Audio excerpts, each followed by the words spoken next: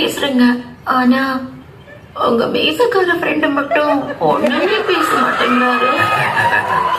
இவன் லேடிஸ் விஷயத்துல டிசிப்ளினான கேங்ஸ்டர்.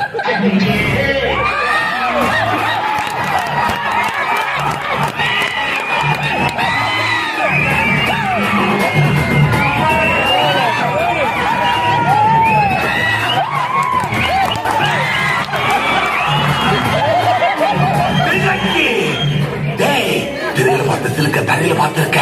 எதுக்குடா டிசிப்ளின்? ஆண்டனி கூட நீ விட்டுறா, ஆனா சிலுக்க மட்டும் விட்டுறாதா. என் பையன் வேற போன் பண்ணிட்டான். அவன் கிடக்காண்டாம் மயிலாண்டி.